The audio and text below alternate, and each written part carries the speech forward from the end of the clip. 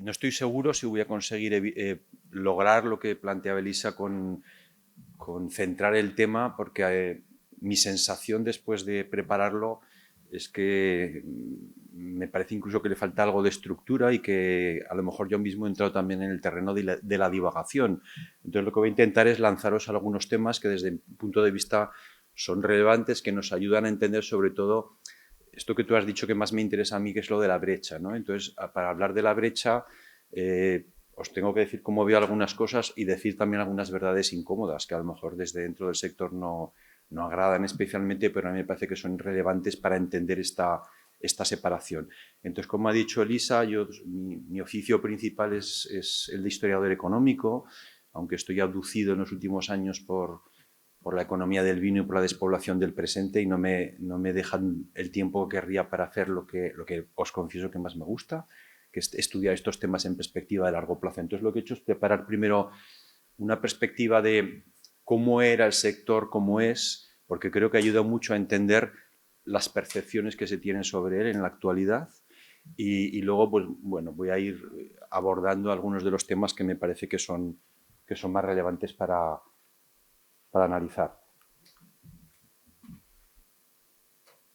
Bueno, entonces como os decía, es el esquema. Primero quiero hablar cómo se han transformado las funcionalidades del medio rural, ver el papel que ha tenido el medio rural en el desarrollo económico, que nos ayuda a entender esta brecha desde mi punto de vista de una forma muy clara, hablar de uno de los temas que va a ir luego a una mesa, que es cultura urbana, cultura rural, hablar también de la vida del medio rural y luego lanzaros, por si lo he hecho todo de forma muy dispersa, algunas ideas así más, si queréis, más concretas para que se puedan explorar en las mesas que vamos a abordar posteriormente.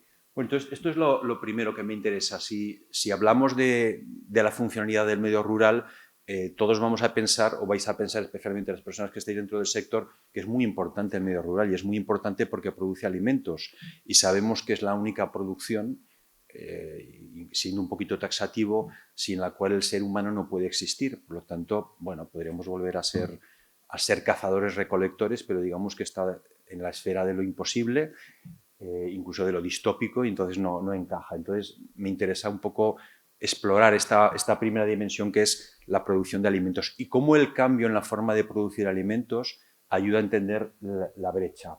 Si me voy a lo que sería la agricultura tradicional, en primer lugar, en esta agricultura tradicional había un gran peso de la producción agraria, ¿no? La producción agrícola y ganadera. Y la industria transformadora tenía una importancia muy pequeña. Si pensamos en la industria transformadora más tradicional, producir vino, producir aceite, moler los granos y poco más. No había muchas más cosas, ¿no? Y en este sentido, incluso estas industrias estaban muy conectadas a la propia producción agraria. En muchos casos eran los propios agricultores los que realizaban estas tareas de transformación. Este es un poco el punto de partida. Y por lo tanto la cadena de valor agroalimentaria era muy estrecha, realmente era muy pequeña. En ocasiones casi conectaba el productor con el consumidor o con algún grado de intermediación. Y este era el punto de partida. Esto ya nos aproxima a una idea de que había una clara conciencia por parte de quienes no dependían en su actividad laboral del sector, que eran pocos, pero había una clara conciencia de esta relevancia del sector como un elemento clave. No era una agricultura, no era un sector autárquico, estaba bien conectado con los mercados internacionales, al menos desde mediados del siglo XIX. Muchas de estas actividades, desde luego, tenían un claro carácter comercial, estaban enfocados incluso a la venta en el exterior. Si me centro en el caso español, España era ya, desde finales del siglo XIX, un superexportador de productos agrarios. Por lo tanto, no pensemos en una agricultura autárquica desconectada de los mercados, era una actividad claramente mercantil. Pero era un sector que básicamente se autoabastecía a sí mismo, es decir, los reempleos dentro del propio sector, la utilización de inputs que procedían del propio sector era muy potente y, sin embargo, los inputs externos que se utilizaban eran menos relevantes, aunque esto se va transformando conforme más nos vamos acercando hasta los años, si queréis, 50, 60, cuando sería la crisis definitiva de esta agricultura tradicional, pues empiezan a pesar cuestiones que pueden ser los fertilizantes o las primeras máquinas agrícolas, primero tiradas por animales o luego autopropulsadas. Es decir, debemos tener una visión dinámica sobre cómo se va transformando también este sector. Era un sector, podríamos decir, poco agresivo hacia el medio ambiente. Básicamente tenía escasa capacidad de dañar, aunque no olvidemos que si miramos un mapa de Europa en el año 1000, está cubierta por bosques, y si miramos un mapa de Europa en el 1850, estos bosques se han encogido poderosamente. Es decir, que este vínculo o este engarce del sector con el entorno en parte estaba condicionado por las posibilidades tecnológicas de afectarlo y en parte por la dependencia que había de esta propia producción de estas condiciones medioambientales. No se podían hacer ciertas cosas porque se podía ver amenazada la propia producción. Era un sector hiperimportante en la economía, por lo tanto la gente no tenía muchas dudas de su relevancia. Si el 60-70% de la población estaba en estas tareas y el 40% del PIB, 50% del PIB se generaba en el sector, nadie podía dudar de la importancia del sector. Era, podríamos decir, una obviedad, ¿no? Sin embargo, esto va cambiando, y si nos vamos al punto, digamos, casi actual, podemos ver que es un sector en el que ahora la industria transformadora, y ya podríamos añadir cuando hable de la cadena, la distribución, son los que ocupan el lugar central. Es decir, que la propia producción directa ha quedado, no voy a decir en un lugar marginal, pero en un lugar menos relevante. Hay un claro peso, sobre todo de la transformación, y especialmente, cuanto más nos acercamos al presente, de la distribución. Por lo tanto, son en la propia cadena, que ahora es mucho más extensa, mucho más larga, son los elementos determinantes. Yo creo que esto es importante a la hora de entender esta brecha, porque resulta que se pierde esta conexión desde el punto de vista social entre la consciencia de quién hace o quién produce los alimentos, que en definitiva parten siempre del propio campo, y el consumo. Es decir, que ahora parece que las fábricas son los que producen alimentos o que la distribución es la que nos proporciona los alimentos, y entonces esto puede llevar efectivamente a minusvalorar o a darle un papel más relevante a lo que sería la propia producción directa. La industria, hay que decir que ahora es compleja, y también yo diría que sofisticada. ¿En qué sentido es sofisticada? Pues en el sentido de que en el mundo en el que vivimos, con un consumidor que tiene una demanda muy segmentada de productos, el sector ha evolucionado en la dirección, podríamos decir, predominante en la industria en general, que es la producción de productos diferenciados, ¿no?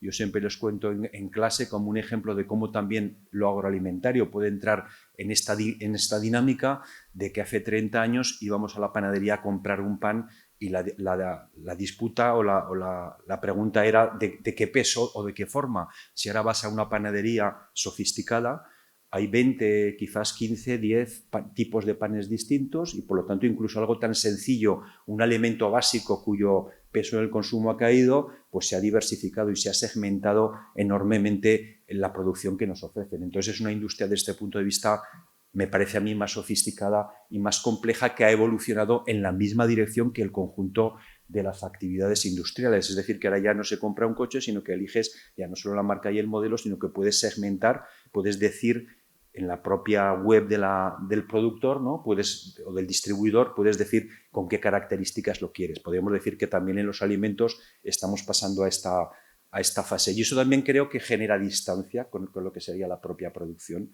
porque al final quien nos está ofreciendo esta gama de productos tan diferenciados es la industria o la distribución, la que le impone a la industria este tipo de diferenciación. Y entonces pues pueden ocurrir fenómenos muy habituales, como que mientras cae el consumo de leche, crece el producto de derivados, y especialmente de derivados lácteos. Cuanto más sofisticados y aparentemente más diferenciados unos de otros, más, ¿no? Este sería otro elemento importante. El sector agroalimentario no solo sigue conectado con los mercados globales, sino que está todavía más conectado. Podríamos decir que estamos en esta etapa que se abre después del 45, en la segunda globalización. Estamos ahora en una época de hiperglobalización, es decir, que hay actividades enormemente dependientes o vinculadas a los mercados exteriores. Si pensamos en el vino, que es uno que conozco mejor y puedo dar cifras, pues el 70% de la producción en España se está comercializando en el exterior. En 30 años hemos podido pasar del 10, del 20 al 70. Es verdad que a finales del siglo XIX la parte que se comercializaba también era más importante que en la segunda mitad del siglo XX, pero en definitiva tenemos pues esta interconexión, y por lo tanto tenemos industria y agricultores que están enormemente vinculados a esta demanda global. Ahora el sector es enormemente dependiente de los inputs externos, es decir, la utilización de reempleos, podríamos decir, del propio sector ha disminuido de una forma bastante espectacular. Y pensamos en cualquier actividad directa de producción en el campo, fertilizantes, agroquímicos, maquinaria, combustibles, bueno, cualquier cálculo que hagamos de la procedencia de los inputs que se utilizan en la agricultura, pone de relieve que una amplísima, abrumadora mayoría proceden de otros sectores. Esto es otro elemento también relevante. Es un sector, hay que decirlo, muy agresivo hacia el medio ambiente. Es un contribuyente neto significativo al cambio climático. Y esto lo voy a retomar luego porque este es uno de los elementos que ahondan en esta brecha. Es decir, ver a la agricultura, al sector alimentario, como un sector muy contaminante, pero es que contamina mucho realmente. Es la realidad. Si pensamos en la utilización de fertilizantes agroquímicos, en lo que sería la contaminación difusa en aguas, es muy relevante. El principal contribuyente es el sector alimentario, pero incluso en las emisiones de CO2 es un sector también relevante. Por lo tanto, esto es un elemento que hay que tener en cuenta al hablar de esta brecha. Y ha quedado confinado en el PIB a una parte pequeñita, lo cual creo que es muy relevante también para entender por qué hay esta brecha, ¿no? No más del 5% del PIB es producido por la agricultura. Si sumamos toda la industria transformadora, en España estamos en un 10% del PIB. Entonces, claro, esto creo que también ayuda para tratar de entender por qué luego el consumidor o los ciudadanos lo ven como algo marginal. Es paradójicamente marginal y esencial, lo cual es compatible. Es decir, que muy pocas personas que generan un valor añadido bruto pequeño en el conjunto de la economía están, sin embargo, haciendo algo que es esencial para nuestra subsistencia. Y aquí tenemos, yo creo, un elemento claro de fricción. Muy poca gente hiperproductiva, con unas altísimas productividades, entonces son las que son responsables de alimentar a todo el mundo, ¿no? Entonces aquí tenemos otro punto a explorar para tratar de entender qué es lo que ha ocurrido. ¿Y qué papel ha tenido? Y todo esto nos ayuda también a entender en el propio proceso de crecimiento económico qué papel ha tenido la agricultura. En los años 60, los economistas del desarrollo pensaban que la agricultura había sido un elemento esencial en la industrialización, por culpa de mis colegas, historiadores económicos británicos, que pensaron que la revolución industrial británica había surgido del sector agrario. La revisión de este tema ha concluido que no fue un sector muy importante, que los capitales para la industria no procedieron de la agricultura, que los principales demandantes de los bienes industriales no eran tampoco los agricultores, y es verdad que sí proveyeron mano de obra para las actividades urbanas, ¿no? Pero realmente se ha ido minimizando el papel de la agricultura en los procesos de crecimiento económico. Además, ha ocurrido una cosa, que este papel menguante en términos relativos de la agricultura se puede entender por razones de oferta y por razones de demanda.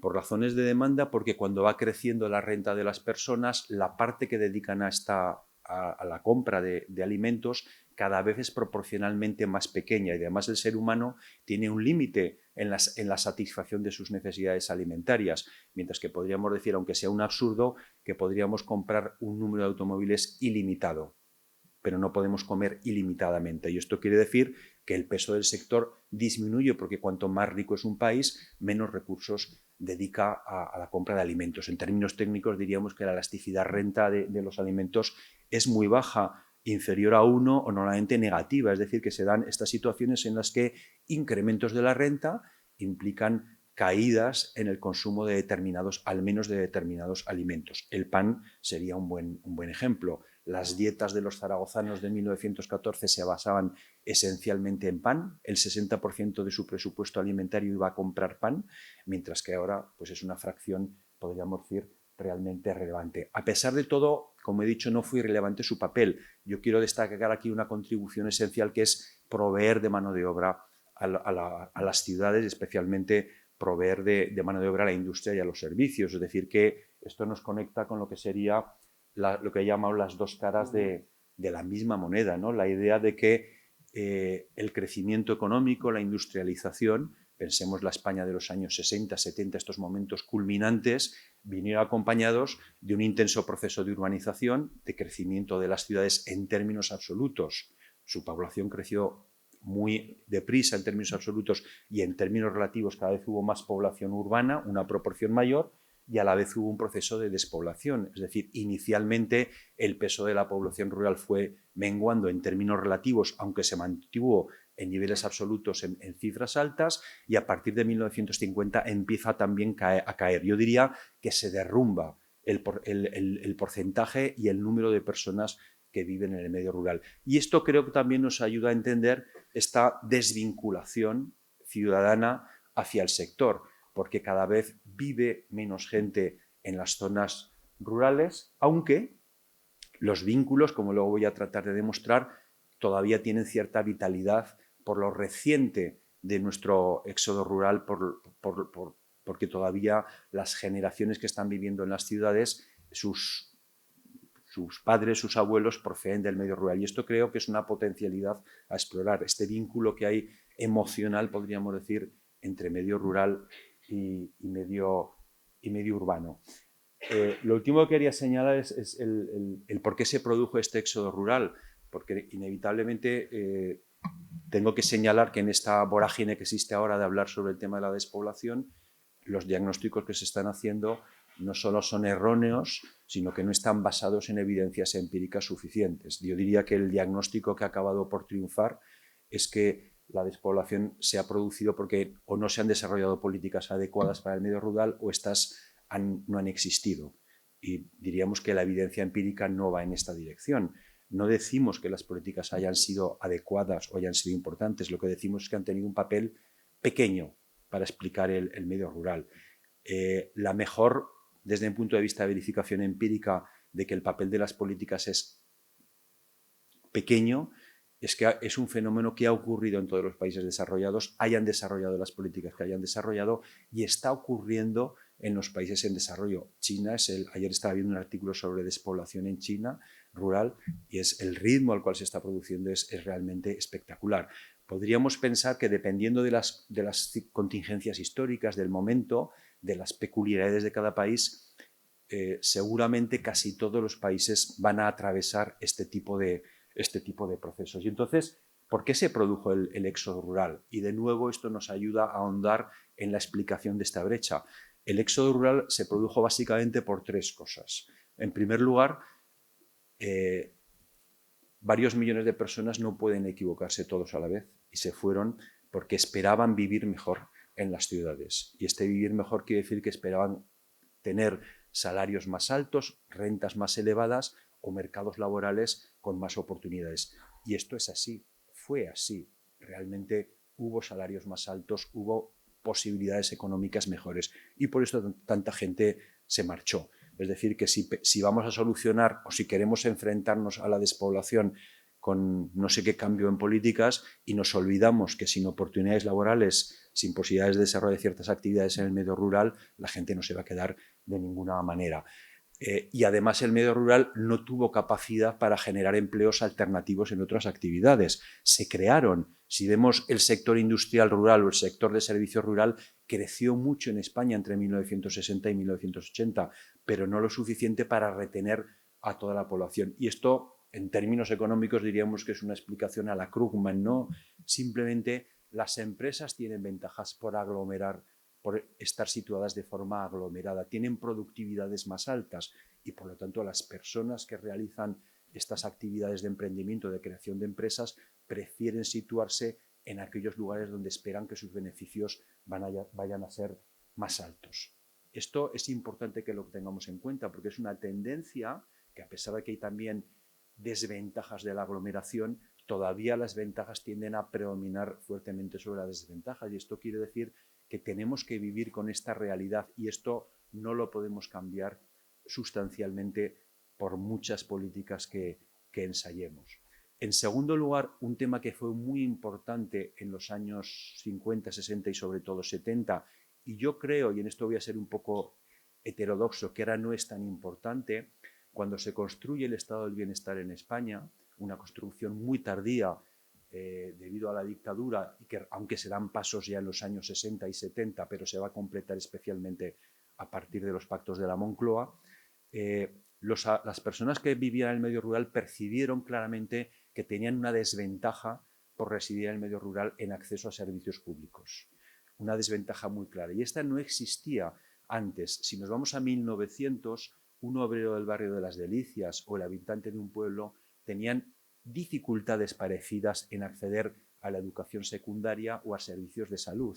Básicamente el Estado no proveía estos servicios de forma gratuita, pero cuando se construye el estado del bienestar, los servicios públicos, como bien sabe Vicente Salas, ¿no?, que está por aquí, un artículo suyo que yo cito mucho, hay claramente unas economías de escala en esta provisión de servicios públicos, y esto quiere decir que el Estado decide ofertarlos de una forma, podríamos decir, concentrada o polarizada. Y por lo tanto las personas ya no solo piensan me voy a la ciudad a ganar más o porque hay trabajo, sino me voy a la ciudad porque quiero que mis hijos estudien, porque quiero vivir cerca de un hospital.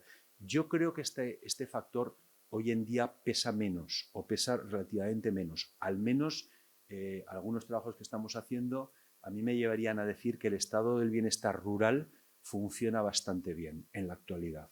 Funciona bastante bien quiere decir que el porcentaje de personas que vive en el medio rural y que está a más de 10 minutos de un centro de bachillerato, de un centro de atención primaria, es muy pequeño. De hecho, un trabajo que estamos haciendo con gente de salud pública en Aragón pone de relieve que las personas del medio rural utilizan más frecuentemente los servicios de salud que las personas del medio urbano, descontando la edad, descontando cualquier otra variable que se os ocurra, teniendo en cuenta solo el lugar de residencia, tienen un acceso más fácil. Y esto es de sentido común. Es más fácil salir de casa y cruzar la puerta, ir al centro médico donde no hay que pedir hora, que en el medio urbano ya sabéis que especialmente desde 2020 se han puesto las cosas un poquito más complicadas. Por cierto, esto nos traslada a un problema que ahora es muy importante en el medio rural, entonces, que es la movilidad.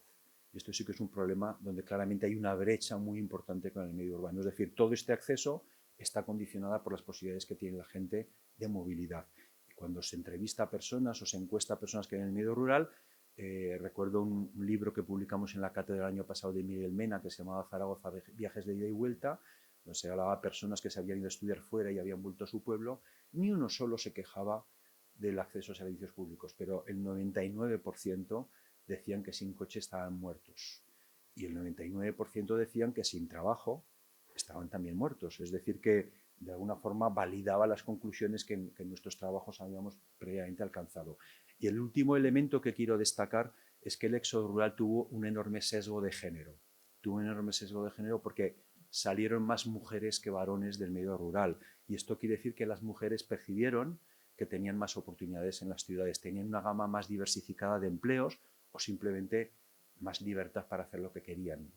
Nos podemos meter donde queremos. Entonces, si pensamos que en el medio rural en el futuro debe haber también un cierto equilibrio de género para que se pueda autorreproducir o al menos reproducir en cierta medida, si no tenemos ocupaciones variadas para las mujeres, esto va a seguir pasando. Pero voy a volver enseguida a este tema.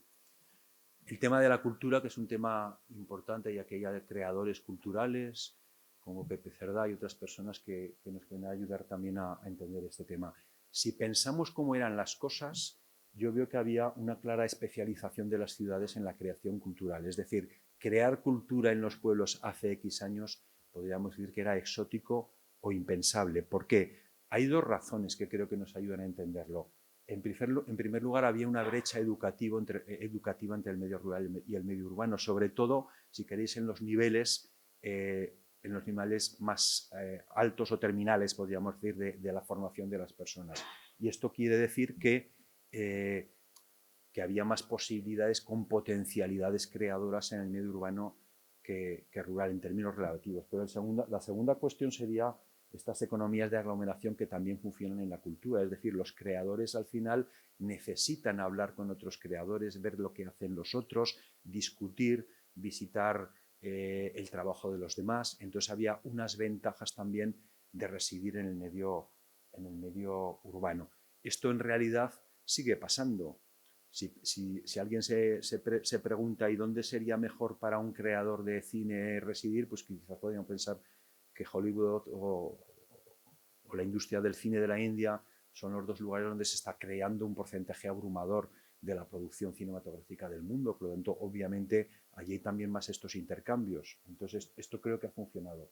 La pregunta es si todavía sigue funcionando o realmente estamos en un tipo de sociedad con mayores conexiones que hace posible ahora que personas que residen en el medio rural se conviertan también en creadores de cultura. Yo creo que es un tema relevante. Incluso si hay nichos para la cultura producida en el medio rural, ¿no? Aquí está una persona, Benito Burgos, que trabaja en el Ministerio de Cultura, que tiene un proyecto fantástico sobre cultura y ruralidades para conocer un mundo en el cual hay focos de creación cultural dispersos por el territorio que tienen un papel importante en estas actividades de creación cultural y que atraen además a muchos consumidores urbanos de cultura. Por lo tanto, podríamos decir que hay posibilidades para que esta ruptura, esta brecha tan fuerte que existía pueda desaparecer. Fijaros que esta brecha es importante porque si de nuevo tratamos de entender la distancia que hay entre el sector agroalimentario y podríamos decir consumidores urbanos, también tenemos un estereotipo en el sentido de que lo urbano, la cultura urbana es la interesante, la potente, y el medio rural es un nicho donde viven catetos y paletos que no tienen nada que aportar. Y justamente en los últimos años vemos que esto no es así, que justamente hay una vitalidad. Y esta vitalidad cultural además genera impactos muy relevantes, ¿no? En un trabajo que hemos hecho con Benito, pues se ha puesto de relieve que estas actividades culturales rurales son muy importantes, sobre todo para el propio medio rural. Es decir, que tienen impactos fuertes, y estos impactos más relevantes que los que serían económicos, que los hay, o los demográficos, que también los hay, es que las personas que viven allí perciben sobre todo que hay impactos, podríamos decir, en la idea de que vale la pena vivir en el medio rural, que es el siguiente paso que voy a dar. Es decir, que sienten que sus vidas tienen más sentido, se sienten más realizadas, tienen también desde el punto de vista reputacional la idea de que todo va mejor cuando se desarrollan este tipo de actividades. Y de nuevo es una conexión, una línea para explorar en estas conexiones entre lo urbano, lo rural, lo agroalimentario y el medio urbano. Otra, y ya creo que es la penúltima cuestión que voy a abordar, es la vida, ¿no? El dónde vivir, porque también tradicionalmente había una separación entre habitantes del medio rural y habitantes del medio urbano. Las personas que se iban del medio rural se iban para siempre, y esto era por dos razones. En primer lugar, las tecnologías de transporte no hacían fácil una movilidad frecuente. Entonces podía ser frecuente que las personas que se iban del pueblo quizás volvían en verano algunos días a su lugar de origen, pero no había una comunicación demasiado fluida, que como veremos fue cambiando. Y en segundo lugar, la especialización económica. Si el medio rural era un sitio esencialmente de actividades agrarias y el medio urbano era un lugar donde se hacía todo lo demás, esto también generaba una brecha entre los dos. Y esto también creo que ayuda a entender esta brecha de la que nos hablaban al comenzar. Podríamos decir que eran viajes de ida pero sin vuelta, ¿no? La gente se iba pero no volvía o lo hacía muy esporádicamente. Yo creo que esto ha cambiado y que ahora, incluso cuando le preguntan a la gente ¿y usted dónde vive?, puede contestar, depende. ¿A cuándo se refiere? ¿Los lunes, los miércoles, los viernes o los domingos? Porque resulta que yo estoy 3 días en la ciudad y 4 días viviendo en una casa que tengo en el pueblo.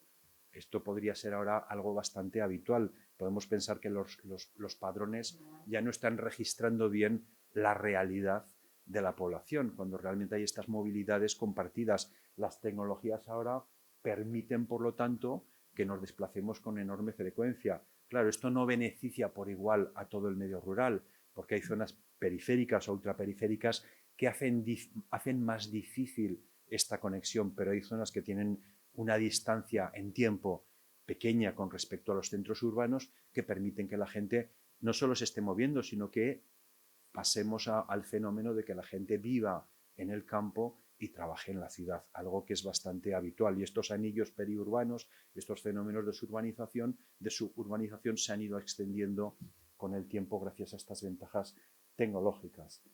También las funciones han cambiado. Si ahora vemos que en el medio rural se producen otro tipo de bienes y servicios, pues entonces ya no tenemos esta brecha tan grande que existía anteriormente. A pesar de todo, tenemos que volver a estas ventajas y costes de la aglomeración, que es uno de los elementos que a mí me parecen centrales para entender lo que está ocurriendo. Las empresas, en principio, van a seguir tendiendo a aglomerarse, a no ser que empiecen a incurrir en costes elevados como consecuencia de la aglomeración, que les llevarían, por lo tanto, a tener finalmente una situación comparativamente desventajosa frente a otro tipo de ubicaciones. Entonces, hay un lugar para que las empresas también se trasladen al medio rural. Lo mismo ocurre con la vivienda, ¿no? Los altos costes de la vivienda urbana facilitan estos fenómenos de deslocalización de las personas, y desde luego tecnologías novedosas como el teletrabajo pues también son un impulso a estas posibilidades de tener estas movilidades más compartidas y por lo tanto tener una vida que ya no esté en un único lugar. Mi idea es que cuanto más peso tengan estos fenómenos, la brecha debería de ser menor. ¿Por qué? Porque las personas van a estar viviendo en lugares donde van a estar muchos más próximos a las actividades de producción agroalimentaria y por lo tanto no lo van a ver como un fenómeno separado, sino como una parte de sus realidades. Pueden ser más comprensivos para entender el papel relevante, esencial yo diría, que juega el sector agroalimentario en las vidas de las personas en el planeta, ¿no? Al menos desde mi perspectiva. Y por otro lugar, para lo bueno y para lo malo, yo creo que tenemos un fenómeno de homogenización cultural. Luis Antonio Sáez, que aún no ha llegado, me comentaba el otro día que en su pueblo las personas menores de 40 años ya no se paran por la calle a saludarle, que es como en la ciudad, y todos los mayores de 40 años se paran. Es decir, que al final la cultura, no sé si llamarla urbana, ahora entra Luis Antonio como lo llamo, entra por la puerta, la cultura híbrida parece que es la predominante. Esto tiene ventajas desde el punto de vista de que ya no hay esta brecha entre lo urbano y lo rural. Al final, las generaciones jóvenes tienen formas de vida, de comportamiento, de pensar parecidas, y tiene desventajas, porque uno de los valores, podríamos decir, de la vida rural sería la proximidad, el compromiso con el lugar de origen, el estar implicado, por lo tanto, en el futuro de este propio lugar, un tipo de relaciones distintas con los demás vecinos. Y entonces, en este sentido, también me parece es algo que para que exploréis, los que estéis en esta mesa, la importancia que esto tiene, porque la frecuencia de los contactos también debería de debilitar esta brecha, ¿no? Cuanto más tengamos este tipo de proximidad, creo que sería más fácil. Y para terminar, pues no sé si sintetizo o no las cosas, pero las últimas cuestiones que quería comentar, la primera es un mundo sin agricultura, ¿no? Obviamente la respuesta es que no puede haber un mundo sin agricultura, pero hay mucha gente que puede vivir como si existiera un mundo sin agricultura. Y si vivimos como si existiera un mundo sin agricultura, podemos minimizar el impacto del sector o su papel en nuestra sociedad, ¿no? Entonces es un elemento relevante. Para muchas personas viven ya en un mundo sin agricultura.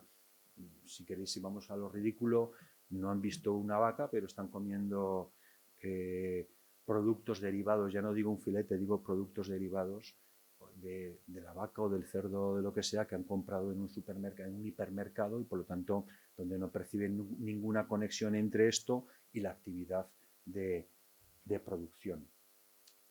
Nos enfrentamos a un elemento muy importante que son nuevos problemas y nuevas sensibilidades. El reto del cambio climático, un problema central, podríamos decir, en nuestra existencia en estos momentos, nos lleva a que debemos de afrontarlo y a que asumamos el papel de la agricultura en esta idea, ¿no? Si pensáis, por ejemplo, en el sector, uno que estoy conociendo nada más, que es el sector porcino, España es ya el primer exportador mundial de carne de cerdo, el primer exportador mundial. Hace 25 años éramos importadores netos de carne. Es un caso de estudio alucinante, cómo hemos podido pasar de ser importadores netos a ser súper exportadores, algo que hay que tratar de explicar. Si somos los primeros exportadores mundiales, seguro que somos los primeros productores mundiales también de purines, o uno de los primeros productores mundiales de purines. Esta es la realidad, y esta realidad hace que haya sensibilidades urbanas muy preocupadas por el futuro del planeta, que pueden considerar que el sector no está haciendo lo suficiente o no está contribuyendo lo suficiente a los procesos de descarbonización. Tenemos, por lo tanto, aquí, y yo creo que lo tenemos que asumir, es mejor que lo pongamos encima de la mesa, un conflicto entre cómo producimos y cómo esta producción afecta a una de las cuestiones que para una parte muy importante de la población hoy en día es enormemente relevante. Eso quiere decir que podemos estar compitiendo también por los recursos naturales, y esto nos lleva de nuevo a un nuevo foco de conflicto. Es decir, que podemos competir por muchas cosas. Podemos competir, por poner un ejemplo aquí relevante, por el agua. Es decir, podemos competir por el agua, y entonces que haya, no digo sensibilidades en la montaña, sino sensibilidades urbanas que digan no queremos ningún regadío más que implique construcción de pantanos. Y entonces tenemos de nuevo un conflicto también, yo creo, en torno al uso de los recursos naturales o la gestión de un parque nacional o de un espacio natural, donde puede haber también un conflicto entre usos agrícolas y ganaderos y otro tipo de usos recreativos que están muy vinculados a los deseos de consumo de las poblaciones urbanas. Por lo tanto, de nuevo podríamos tener aquí un conflicto. Por otro lado, podríamos tener algunos elementos, yo creo, para la reflexión que podrían facilitar también la reducción de esta brecha. En primer lugar, entender que la producción agroalimentaria puede ser un foco para el desarrollo local, especialmente si entendemos que esta tiene que estar vinculada con otras actividades. El sector agrícola, la agricultura y la ganadería directamente no van a generar seguramente puestos de trabajo en el futuro. Es más, es posible que continúen reduciendo los puestos de trabajo, es decir, que pivote el desarrollo rural en torno a este tipo de actividades desde el punto de vista de creación de empleo va a ser complicado, pero es que este sector tiene muchos vínculos con otras actividades que sí que son generadoras de empleo. Si pensamos pues, en los espacios naturales, si pensamos en la preservación del medio ambiente, ¿no?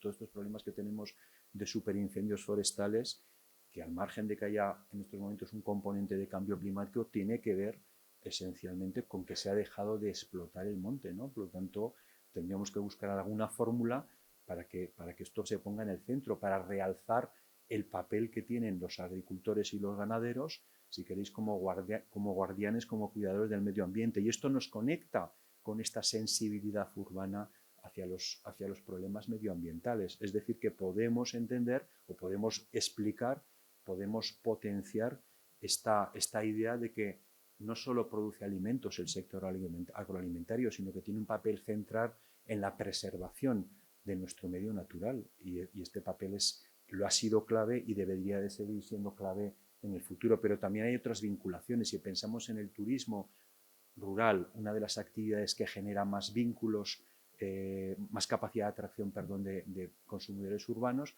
pues este turismo rural también está vinculado con el sector agroalimentario desde muchas perspectivas, ¿no? Desde la perspectiva de que hay personas que trabajan en el sector, que comparten su tiempo con este tipo de actividades, que proveen de alimentos de proximidad a las personas que van allí, que pueden, por lo tanto, generar este tipo de vínculos, ¿no? Yo creo que el mejor ejemplo o el mejor invento desde el punto de vista es el caso del vino, ¿no? El caso del vino es un caso, Raúl levanta la cabeza cuando me oye, es un caso excepcional.